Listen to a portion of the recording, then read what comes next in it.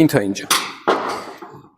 میریم سراغ سوزن هم که بهتون گفتم باید چه جوری جا بزنید. شما بر فرض مثال دست منو موتور مد نظر بگیری، بهت گفتم این باید این حالتی بخوره. یادت دیگه. ببین اینو من مطمئنم یادتون میره، اینو حتما گوشزد کنین به خودتون. ببین اینو باید این حالتی بزنی، سر سوکت رو به جلو. ببین دستاتو که گفتی موتوره ببینه آجی یه خوری برای مکانیک بودن زبر نیستی؟ باشتم بوده 10,000 داری صافکار لودر بودی تو. خب با دست صافکاری میکردی؟ آره بابا بیا. خب ببین اینم یه کوچولو میبری جلو و یه چیز دیگه. ببین شما برای چرب کردن این اورینگ ها خب اصلا روغن یا گریس نباید استفاده کنی. چرا؟ ببین شما ببین نباید چیزی استفاده کنی که چرب و موندگار باشه. خب شما باید یه چربی استفاده کنی که آبکی باشه. مثل چی؟ مثل وازلین. مهدی دلیل بیار. آقا میخوام دلیل بیارم. وایسا من تا الان دوربین دستم بود، من قانع نشدم. من وایسا. خب چرا بعد من وازلین بزنم؟ ببین اسمشم خنده. الان قشنگ میخوام دلیل وازلین بگم. خب بعد خب ببین شما وقتی که زنجیر موتورتو گریس میزنی، قاب زنجیر رو نبستی، یه دوری باش میزنی، دست میزنی، آقا گرد و خاک داره یا نه؟ پر گرد و خاک میشه. آفرین. چرا؟ چون گریس گرد و خاکو خودش میگیره، جذب میکنه. ولی این واشر و توی حرارت هر چقدر بهش فشار بیاد و اینا بازم درصدی از اون چربیش باقی میمونه. ولی حالا شما وازلین رو مد نظر داشته باش، توی حرارت داداش آب میشه، هیچی ازش نمیمونه. دمای تبخیر یعنی شاید یه ریپ. حالا شما گفتم وازلین یا نگیری انگوش زیرش بمالی قشنگ دهنه رو پر وازلین کنی، چون دمای تبخیرش پایینه. من اینو می‌خواستم. آفرین. ببین وازلین نه، وازلین اوکی، وازلین یه نموره میزنی که نرم بشه. خب ببین الان که بهت گفتم یه کوچولو ببین در این حد یه گره. ببین بعد نمیمالی دم در سوزنو. ببین یه کوچولو ببین نه چرب میگه. ببین همون دوره دستتو میکشی روش. نکن یه پاس چربی. دیدی؟ وازلین بود، وازلین نمالی. خب فکر نمی‌کردم اینجا وازلین بخواد به کار بیاد. البته من فکر می‌کردم شما فکر نمی‌کردید. آره واقعا جالب بود. من هنگ خب ببین جالب بود. سوزنو میذاری پشت دستتو، میگم پشت دستتو، کف دستتو میچسبونی و یه جا به جایی ریز. تمام.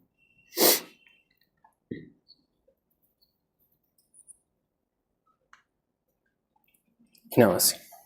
خب الان باید زاویه سنسور در چه گاز فعال تنظیم کنیم، درسته؟ آره. نه دیگه اون میره برای روشن کردن موتور. اینو ما بیز انقدر دود خوردیم هوا دوباره آلوده شد، اصلا وضعیت خرابه. ببینی اینو باید با دستتون نگه دارین پیچو ببندین.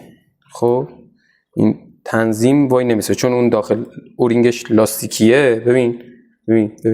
ببین جلو عقب میشه. میبینی دقیقاً نگاه کن، ول که میکنی جابجا میشه. خب چقدر چیز یاد گرفتم امروز، واقعا اینا رو من بلد نبودم. کلا من بلد نیستم چیزی، کلا بلد نیستم.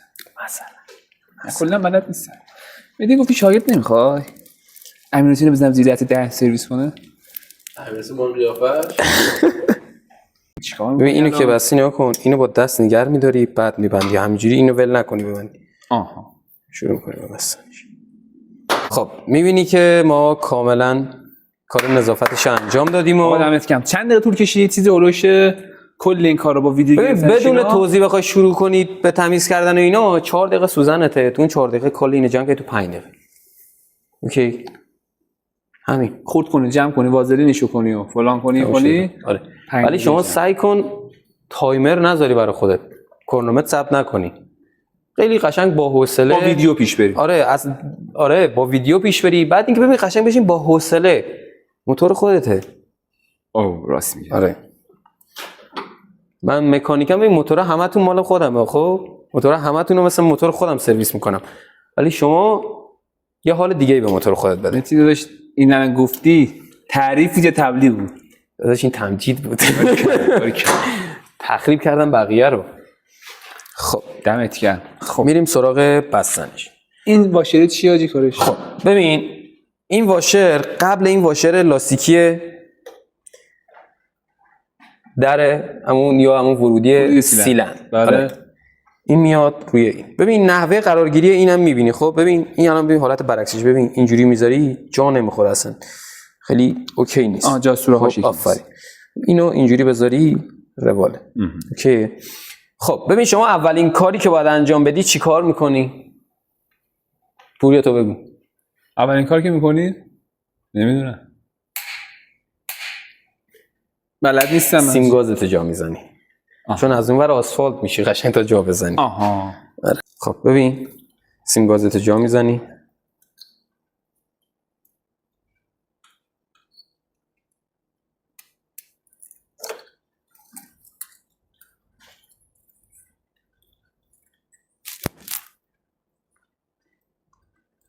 بابا بنازم. ببین در همین حد. خب مهره رو صفر نمی. آره آفرین. از اون بعد مهره رو صفر می‌کنی. خب این تا اینجا. اوکی تا اینجا. بله. خب الله این همه سیم بعد ردش کنیم. حالا اگه باک باز بشه یک مقدار راحت‌تر میشه بچه‌ها چون دیگه داش میدی. مگه ول میکنه. داش میدی چون راه دستشه دیگه از همین لامه‌ها رد میکنه بدون اینکه باکوزین رو باز کنه. الان خب شما باکوزین رو باز کنید خیلی دستتون به قولی بازتره. خب دومین کاری که میکنی چیه؟ شیلنگ بنزینتو جا میزنی. چون دیگه اونجا دیگه جا دست نداره. نگاه کن. معکوس همون کاری که کردیم و همونو یه تیپ برمیگردیم. آره ببین اینو جا میزنی. خب آره اینو که جا زدی میری سراغ سرفیش پمپ یا همون سوزن. فیش سوزن رو جا میزنی. اینها ببین به نحوه رد کردن سیمام توجه کن. ببین اینجوری یا مثلا یا از زیر این شلنگ نبری.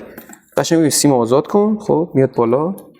ببین این حالتی جا میخوره. ببین این حالت خاری که بهت گفتم میاد روی این. ببین صدا رو داشته باش.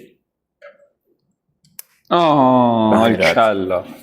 خب ببین تا اینجا که خدا رو شکر اذیتمون نکرد. دم شما گرم. آره تا اینجا رو رفتیم. خب میریم سراغ بستنش. بیا بیرون. شما اول این ببین چک بودم پایین؟ نه اوکی.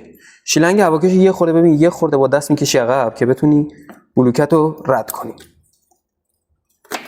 بلوکت رد شد. الان دیگه سواره. فقط میمونه جا دادن این فیش میشه دیگه. آها اوه ماشه کاغذیه رو یادت نره. خب باریکلا. آره بعد ببین قبل اینکه ببندی اول از بودن پیچات اطمینان حاصل کن. ببین پیچات کجا. ببین الان من نمیدونم پیچام کجاست. چه یه ذره ببین عقب من زیاد دستش خیلی اومدی تو. آره دیگه خیلی دیگه چیزی.